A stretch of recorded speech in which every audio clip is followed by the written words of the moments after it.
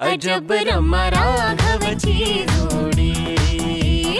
अरे हा असा डिसिजन का घेतलास तू? मला सांग काय झालंय? सडनली असं का बोलतोस तू? मला आता या विषयावर चर्चाही करायची नाहीये रमा। आणि तुला कळत नाहीये का, हा तुझा बाप तुला सांगतोय यापुढे राघवला भेटायचं नाही, त्या अर्थी तसंच काहीतरी घडलं असणार, हे कसं कळत नाही तुला? अरे पण डॅड, आमचं एकमेकांवर प्रेम आहे माहित आहे ना तुला। आणि तूच तर आमच्या लग्नाला परमिशन दिली होतीस ना डॅड। मग परमिशन दिली होती, आता माझी परमिशन नाहीये। आणि गिरीश तुझ्यासाठी गेला होता पुन्हा एकदा पुरोहितांकडे, पण त्या गुरुजींनी पुन्हा त्याचा इन्सल्ट केलाय। लक्षात येतंय तुझ्या? डॅड तू मला सांग काय बोललात ते, मला सांग प्लीज। ते तू मला विचारू नयेस आणि मी तुला सांगू नये। मला त्या गोष्टींची आता आठवणही नकोय।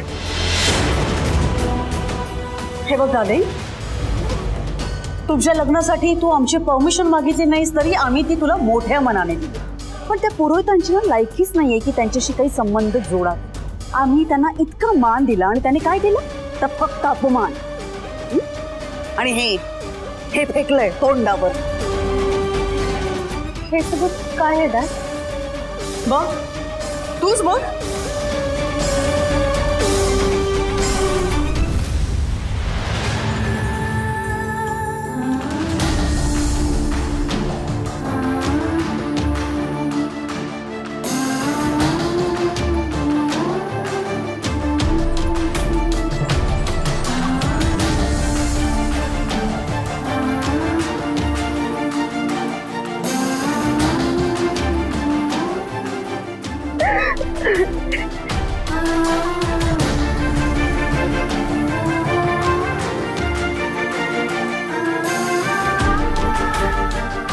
हे बघ रमा, या सगळ्या वस्तूंमुळे तुला राघवची आठवण येऊन त्रास होणार असेल ना, या सगळ्या वस्तू घराबाहेर फेकून दे। आणि मी तुला फायनल सांगतोय, यापुढे तू आणि राघवनी एकमेकाचं तोंडही बघायचं नाही।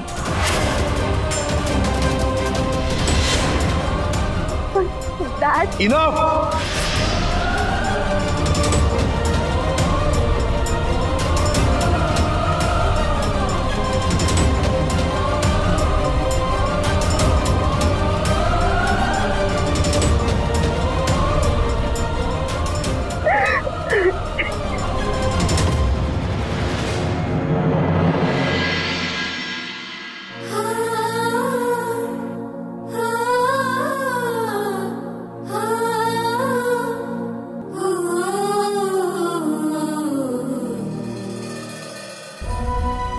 राघव, मला दारातली तुळस नाही, या घरातली लक्ष्मी होऊन तुळशीला रोज पाणी घालायचं।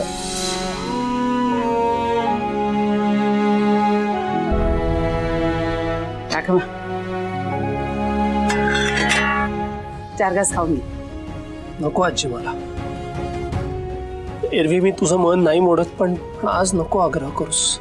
असं वाटत असतं की सगळ्या गोष्टी आता आपल्या हातात येत आहेत, सगळं छान होणार आहे आणि तेवढ्यात अचानक काहीतरी घडतं आणि हातातून सगळ्या गोष्टी निसटून जातात।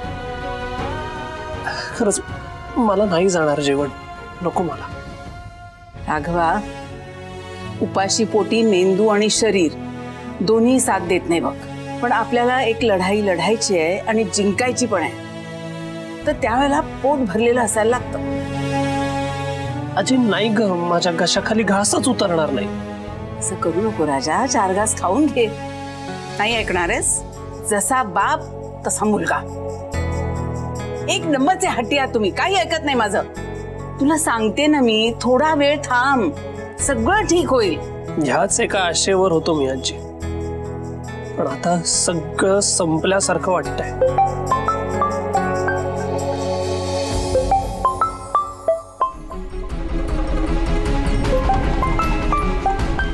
फोन घे. हो मी जाणार आहे, मी इथे थांबत नाहीये. तर असं एक काम कर, ठमी समोर असा मोडून पडू नकोस, नाही तर तिला कोण सांभाळणार. आता तूच तिला सावरायचं आहेस. कळलं?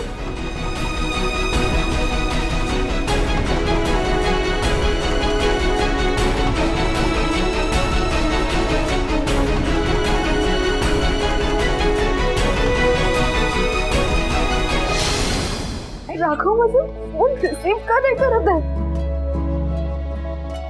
नेमकं काय घडलंय तिथे? डॅड अंकल गुरुजींना काय बोललं? राघव हो कसं रागवलंय का? काय झालंय तिथे मला कसं कळेल?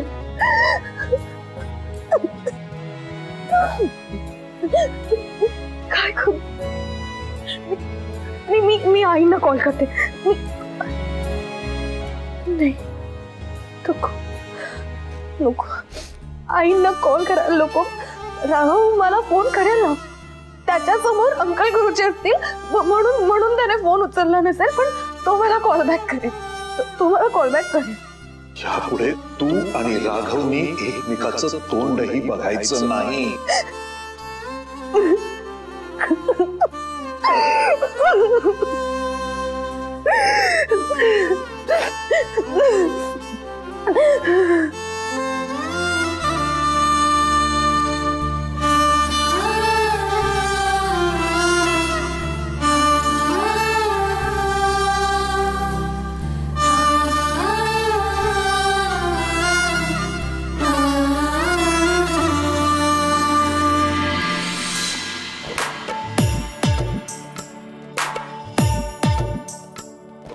काय ग, काय करतेस?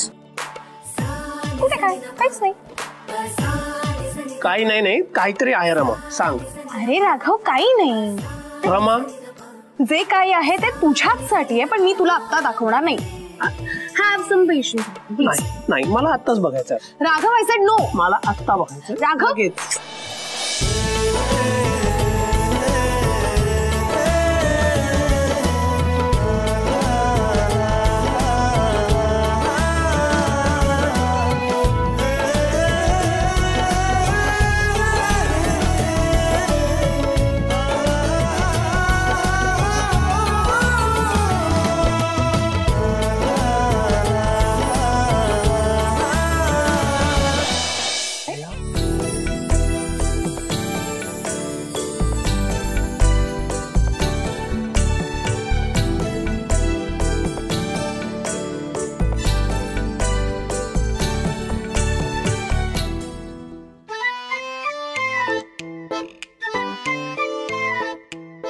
अरे वा, किती सुंदर विणकाम केलंय सर. आवडलं? खूप आवडलं मला. ही आपल्या प्रेमाची आठवण आहे. तुझ्या बर्थडेच्या वेळेला मला काहीतरी वेगळं द्यायचं होतं, म्हणून आईंनी मला शिकवलं हे विणकाम. तेव्हा फक्त नाव दिलं, कारण तेव्हा तू फक्त माझा फ्रेंड होतास ना. आता अंकल गुरुजींनी आपल्या लग्नाला परमिशन दिली आहे, त्यामुळे मग त्याच्या पुढे हे घर आणि इथे 2 एंटँगल हार्ट्स बनवणार आहे. राघव, आपण जेव्हा म्हातारी होऊ ना, तेव्हा हीच आपली स्वीट मेमरी असेल. ह्या सगळ्या मेमरीज आपण छान जपून ठेवू. रमा, लाडूबाई नाही, वेडाबाई असते. वेडाबाई. अगं अजून आपल्या लग्नाचा पत्ता नाही आणि तू सरळ म्हातारपणापर्यंत पोहोचलीस. मगाची मला म्हणत होतीस हॅव सम पेशन्स. आता तुझे पेशन्स कुठे आहेत? ए हॅलो, माझ्याकडे ना खूप पेशन्स आहेत. ओके, अच्छा. मी अगदी म्हातारपणापर्यंतचा प्लॅन केलाय, कारण मला तुझ्यासोबतच म्हातारं व्हायचंय.